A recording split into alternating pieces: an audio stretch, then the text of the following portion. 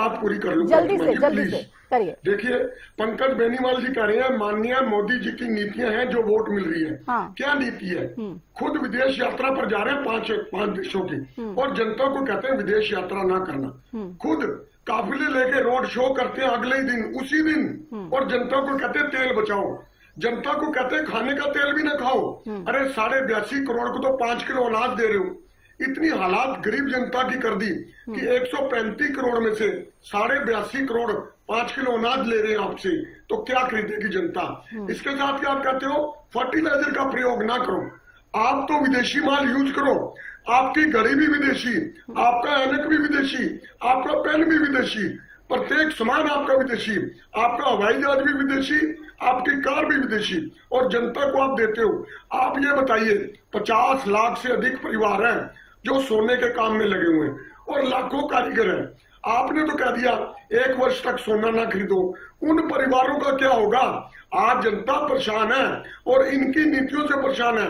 पिछले 10 वर्ष में 5 बार नीट का एग्जाम कैंसिल हो चुका है, 5 बार, और पिछले 12 वर्षों में 100 से अधिक पेपर रद्द हो चुके हैं। अभी कल रिजल्ट आया है, 56 कैंडिडेट हिंदी के प्रोफेसर लगे हैं, 56 में से 41 कैंडिडेट बाहर के हैं, यूपी के, मध्य प्रदेश के, राजस्थान के। ये सब वही स्टेट्स हैं जहां बीजेपी की सरकार है। तो मैं पूछना चाहता हूं, क्या बीजेपी की सरकार वाले राज्यों में युवा ज्यादा काबिल है? हमारे युवा, हरियाणा के युवा क्या चपरासी लगने के लिए? और 56 में से 41 बाहरी, और उसमें से 20 कैंडिडेट यूपी के, ये इनको बताना पड़ेगा। आज हरियाणा का युवा पूछ रहा है कि क्या हम काबिल नहीं है? IAS IPS में सबसे आगे रहते हैं हमारे युवा, लेकिन HPSC का चेयरमैन बिहार का है, उसको हरियाणा से कोई लेना देना नहीं। ठीक है ओमकार जी, जवाब नहीं देती क्योंकि बहुत सारी इन्फॉर्मेशन भी आ रही, तो वो भी ब्रेक करनी जरूरी है। रोकूंगी। एक बड़ी खबर इस वक्त सामने आ रही है, ये बड़ी खबर आपकी टीवी स्क्रीन पर। मतगणना ब्रेकिंग, उकलाना 2 राउंड की गिनती में निर्दलीय रीमा सोनी काफी आगे निकल चुकी हैं। तो ये कुलाना से बड़ी खबर आपको बता दें, 1003 वोटों से बीजेपी की जो निकिता हैं वो पीछे हो गई हैं। उकलाना नगर पालिका में 2 राउंड की गिनती हो चुकी है, और इस गिनती के बाद निर्दलीय जो प्रत्याशी है रीमा सोनी, ये 1003 वोटों से आगे चल रही हैं बीजेपी की जो प्रत्याशी है निकिता उनसे। तो यहां पर निर्दलीय प्रत्याशी आगे बढ़ती हुई 1003 वोट, हालांकि जो डिफरेंस है वो डिफरेंस फिलहाल वो देखने को मिल रहा है। अब तमाम जो काउंटिंग है वो होनी है और उसके बाद ही तस्वीर साफ हो पाएगी कि फाइनल रिजल्ट क्या होता है। लेकिन 2 राउंड्स की गिनती जो है वो हो चुकी है, और 2 राउंड्स की गिनती के बाद 1003 वोटों से बीजेपी की जो प्रत्याशी है निकिता, वो पीछे चल रही हैं निर्दलीय उम्मीदवार रीमा सोनी से। वापस आते चर्चा पर, और बजरंग दास जी आपने भी बहुत सारे हालांकि सवाल किए, आरोप लगाए और उसका जवाब देने की कोशिश भी की, और कुछ जवाब देते देते पंकज जी आप लोगों पर और सवाल खड़े कर गए। जल्दी से मैं चाहूंगी आप जवाब दे दीजिए। पार्टी का एक ही काम, झूठ बोलना, जनता को गुमराह करना और जनता पर महंगाई का बोझ डालना। जैसे प्रधानमंत्री जी 2 दिन पहले टीवी के ऊपर आंसू बहा रहे थे, भाई सोना मत खरीदो, पेट्रोल डीजल की खपत कम करो, खाने का जो घी है उसकी मात्रा कम करो, यहाँ तक कि विदेश जाने की यात्रा उस पर लगाए 1 साल के लिए। तो मैं पूछ रहा था, मोदी जी खुद बड़ी बड़ी रैली कर रहे हैं। कल उन्होंने असम के अंदर लाखों आदमी इकट्ठे करके जनसभा करके शपथ दिलवाई, कितना तेल फूका होगा, कोई जवाब नहीं के पास। एक तो भाषण दे, 2 घंटे के बाद हजारों गाड़ी काफिला लेकर रोड शो गुजरात में निकाल रहे हैं। तो तुम क्या संदेश दे रहे हो जनता को गुमराह? ठीक है, रोकना पड़ेगा। फिर से एक बड़ी खबर आ रही है टीवी स्क्रीन पर। ये बड़ी खबर इस वक्त पंचकुला में राउंड 1 की गिनती जारी है, तो पहले राउंड की जो गिनती है वो जारी है पंचकुला से। ये बड़ी खबर इस वक्त सामने आ रही है, बीजेपी के मेयर प्रत्याशी श्यामलाल बंसल आगे चल रहे हैं फिलहाल। ये बड़ी खबर इस वक्त आपके टीवी स्क्रीन पर। अंबाला में बीजेपी की मेयर प्रत्याशी 603 वोटों से आगे है। तो ये बड़ी खबर अंबाला से, पंचकुला से आपको बता दें, जहां पर बीजेपी के जो मेयर उम्मीदवार हैं वो आगे चल रहे हैं। बीजेपी के मेयर प्रत्याशी श्यामलाल बंसल जो पंचकुला से भारतीय जनता पार्टी के प्रत्याशी हैं, ये फिलहाल आगे चल रहे हैं। अंबाला की बात कर ली जाए तो यहां पर बीजेपी की जो प्रत्याशी हैं अक्षता सोनी, ये 603 वोटों से आगे चल रही है। तो ये बड़ी खबर इस वक्त आपके टीवी स्क्रीन पर लगातार आपको हम जानकारियां दे रहे हैं, बता रहे हैं कि भाई क्या कुछ नतीजे जो हैं वो सामने इस पूरे के पूरे चुनाव में देखने को मिल रहे हैं।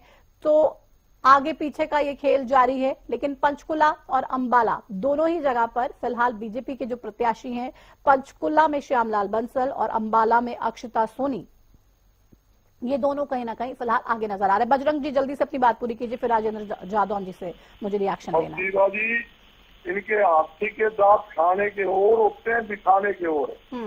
जिस प्रकार 2 दिन पहले प्रधानमंत्री जी चिल्ला चिल्ला के बोल रहे थे भाई देश के हित के अंदर, देशभक्ति के अंदर पेट्रोल डीजल की खपत कम करे, 1 साल कोई भी गृहिणी सोना ना खरीदे, अभिनंदन ना बनाए और विदेश यात्रा 1 साल के लिए रोक के।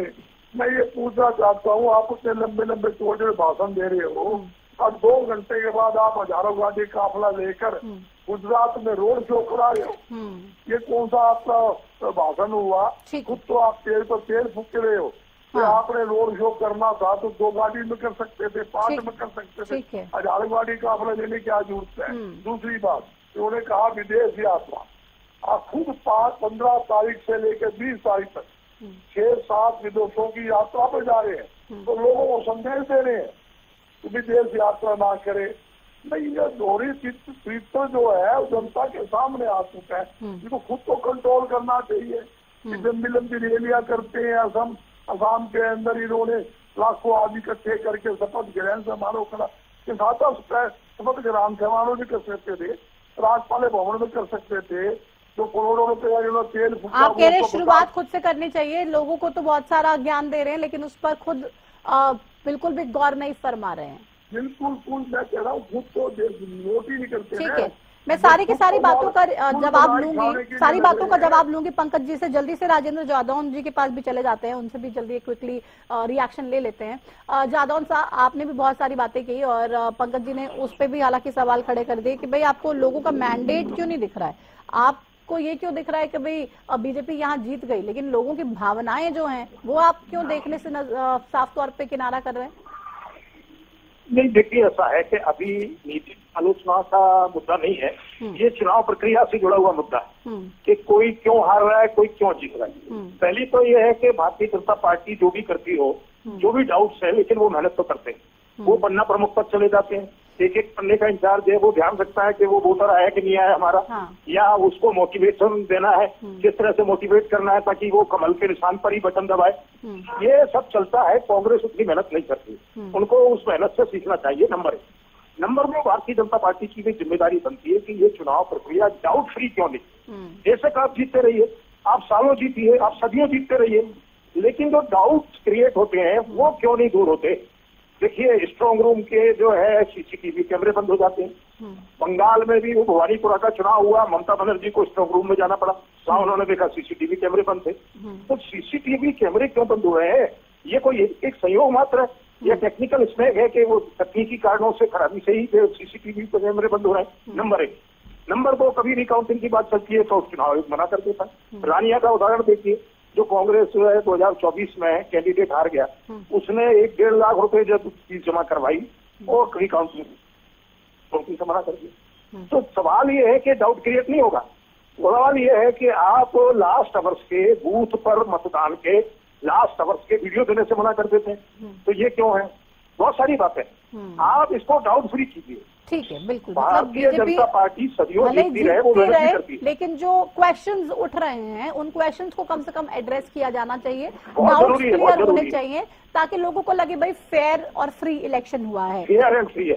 पंकज जी, ये मानेंगे कि नहीं कि भाई डाउट तो कहीं ना कहीं है ही, सबके जहन में ही है, और सब कहते हैं कि आप लोग वैसे भी ईवीएम से छेड़खानी कर ही देते हैं कैसे भी करके, तो अब ये फ्री एंड फेयर इलेक्शन की बात होगी कैसे? पहले बूथ कैप्चरिंग होती थी, वो अच्छी लगती थी क्या सबको? पहले बॉक्स उठा लिए जाते थे, वो अच्छा लगता था क्या? या एक आदमी आकर सब पे ठप्पा मार के अच्छा नहीं लग रहा था, तभी तो आप लोगों को जनता लेकर आई है। नहीं, मैं प्रतिमा जी बात सुनिए ना, वो उस माहौल को खत्म करके कांग्रेस ईवीएम को लेकर के आई। हम तो नहीं लेकर के आए, कांग्रेस ईवीएम को लेकर के आई, ईवीएम से चुनाव कराए। इन्होंने लगा कि ये एक पुख्ता इंतजाम है, इससे चुनाव अच्छा होगा। कांग्रेस जब तक ईवीएम से चुनाव जीतती रही, हमने तो कभी नहीं कहा कि ईवीएम में गड़बड़ कर रखी है। जनता का मैंडेट है, हमने हमेशा माना है कि ये जनता का मैंडेट है। लेकिन आज भारतीय जनता पार्टी जीत रही है तो विपक्ष को लगता है या राजनीतिक विश्लेषक को लगता है कि भाई भारतीय जनता पार्टी तो ईवीएम से छेड़छाड़ की थी। मैं ये कहता हूं कि आप बंगाल में जाकर के एक बार दौरा कीजिए, जितने भी साथी यहाँ आपके अलावा बैठे, क्योंकि आपका चैनल तो गया होगा, ये साथी जितने भी हैं, जहां जहां मैं गया था 6 विधानसभाओं में, मैं साथ लेकर के चलता हूं। जिन जिन लोगों से मिलके आया, जिन जिन कस्बों में मैं जाके मिलके आया, वहां पर मिलवा के लेके आता हूं कि लोग ममता के कार्यकाल से कितना नाराज थे, कितना परेशान थे। लेकिन ये लोग वो देखना ही नहीं चाहते। इन्होंने एक चश्मा पहन लिया, हाँ भाई ईवीएम में गड़बड़ है, हम तो सिर्फ जब भी चुनाव आएगा इसी बात पर अडिग रहेंगे। लेकिन भारतीय जनता पार्टी इससे विपरीत होकर तमाम आरोप लगा रहे हैं तो इनके आरोपों को बल तो मिलेगा ना कि अगर स्ट्रांग रूम की बत्ती गुल हो जाए, सीसीटीवी कैमरा चलने बंद हो जाए तो डाउट तो होगा ना। फिर देखिए, ये चुनाव आयोग अपने तरीके से करता है। चुनाव आयोग के संज्ञान में सारी बातें होती हैं। जब भी कांग्रेस के साथियों ने कोई भी आरोप लगाया, चुनाव आयोग ने उसका तसल्ली बख्श इसका जवाब दिया है, हमने नहीं दिया। चुनाव आयोग ने जवाब दिया है, सुप्रीम कोर्ट में जाकर के भी जवाब नहीं, ये तो कहते हैं कि वो तो वही जवाब देते हैं जो आप लोग लिख के देते हैं। आपके हाथों की कठपुतली है चुनाव आयोग, ये आरोप लगते हैं आप लोगों पे। अब प्रतिमा जी, इस बात को तो आप, मैं भी कह दूं कि प्रतिमा जी तो वो बातें कर रही हैं जो कांग्रेस के साथियों ने कहा होगा। मैं कह दूं अपने मन से कि भूपेंद्र सिंह हुड्डा साहब ने आपको स्क्रिप्ट लिख के दी है, आप मान लेंगे क्या? ये आपका चैनल मान लेगा क्या? झूठी हमारी स्क्रिप्ट कोई लिख के नहीं देता, हम खुद ही लिखते हैं। और जो सवाल है हम खुलेआम पूछ रहे हैं आपसे, आप पे जो आरोप लग रहे हैं तो खुलेआम पूछेंगे ना। आप लोगों को वो कोई चुपके से तो कह नहीं रहे कि आप इलेक्शन कमीशन को अपने हाथों पे नचाते हैं। वो तो सरेआम ये आरोप लगाते हैं और सरेआम आरोप लगा रहे हैं, इसलिए सरेआम हम भी आपसे पूछ रहे हैं कि आप बैठे ही हैं जब तमाम चीजों का खुल के जवाब दे ही रहे हैं तो आप ये भी बता दीजिए कि सीसीटीवी कैमरास जब चलने बंद हो जाते हैं स्ट्रांग रूम में तो फिर विपक्ष क्या करे? आप लोगों पे विश्वास वो फिर भी कर लेता है कि चलो ठीक है, शायद इस बार आप फ्री एंड फेयर इलेक्शन होने देंगे, लेकिन स्ट्रांग रूम के सीसीटीवी बंद हो जाना या ये क्या कोई छोटी बात है? और हर जगह पे ये तमाम तस्वीरें देखने को मिलना, क्या ये आम है? ये होना चाहिए? प्रतिमा जी, बिल्कुल नहीं होना चाहिए। क्यों होना चाहिए? सारी चीजें पारदर्शी। चलिए रोकूंगी, एक बड़ी खबर इस वक्त आ रही है आपकी टीवी स्क्रीन पर। ये बड़ी खबर इस वक्त आपको बता दें, मतगणना ब्रेकिंग, सोनीपत मेयर प्रत्याशी राजीव जैन आगे चल रहे हैं। तो ये बीजेपी के लिए बड़ी खबर, अच्छी खबर, 2500 वोटों से राजीव जैन आगे चल रहे हैं। भारतीय जनता पार्टी के उम्मीदवार हैं, मेयर पद के उम्मीदवार राजीव जैन साहब आगे चल रहे हैं।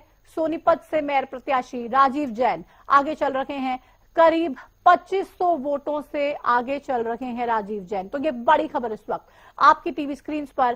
पहले राउंड की जो गिनती है वो पूरी हो चुकी है और पहले राउंड की गिनती पूरी होने के बाद सोनीपत मेयर प्रत्याशी राजीव जैन करीब 2500 वोटों से आगे चल रहे हैं। और सोनीपत की अगर बात कर ली जाए तो यहाँ पर कांग्रेस के उम्मीदवार कमल दीवान हैं, इनेलो के आनंद कुमार हैं, तमाम निर्दलीय भी इस चुनावी मैदान में उतरे हुए हैं। लेकिन फिलहाल बड़ी खबर, सोनीपत से मेयर प्रत्याशी भारतीय जनता पार्टी के राजीव जैन करीब 2500 वोटों से आगे चल रहे हैं। पंकज जी, अपनी बात पूरी कीजिए। देखिए प्रतिमा जी, अब सोनीपत का जिक्र आपने किया, इन्हीं के कांग्रेस के जो विपक्ष के जो कैंडिडेट रहे दीवान साहब, वो चुनाव से पहले किस तरीके से भाग रहे थे चुनाव से। वो अपने ही साथियों पर ये कह रहे थे कि भाई जो घात मेरे साथ तो घात करेंगे, मेरे साथ काम नहीं करेंगे, मेरे लिए वोट नहीं मांगेंगे। तो वो भी तो मैंने कहा ना कि भाई कांग्रेस अपनी गुटबाजी पे भी तो कभी अमल कर ले। आप लोग आरोप लगा रहे हैं तमाम चीजों पे, लेकिन आपके अंदर खुद की जो खामियां है तो उसको भी देखना चाहिए। तो उनसे पूछती हूँ तो आपको बड़ा अच्छा लगता है, आपसे पूछती हूँ तो आप कहते हैं भाई कांग्रेस ने स्क्रिप्ट लेके दी है। तो ये दोहरा मापदंड नहीं चलेगा, सवाल पूछने का काम है और पूछूंगी, डंके के चोट पे पूछूंगी, चाहे आपसे चाहे कांग्रेस से, सबसे पूछेंगे सर। अच्छा लगे बुरा लगे वो अलग बात है, उससे फर्क नहीं पड़ता है, लेकिन सवाल कांग्रेस की गुटबाजी को लेकर हमेशा पूछते हैं। दीवान साहब के आरोपों को लेकर भी हमने मुखर होकर तमाम सवाल पूछे और उसकी बात भी की। बात पूरी कीजिए आप अपनी। प्रतिमा जी, जो मैंने स्क्रिप्ट का मैंने उदाहरण दिया कि जिस तरीके से विपक्ष के साथी सिर्फ आरोप लगाकर भाग जाते हैं, तो आप अपने विपक्ष के साथियों के आरोपों का जवाब विपक्ष के एग्जाम्पल से ही दीजिए, हमारा जिक्र उसमें ना कीजिए तो बेहतर रहेगा।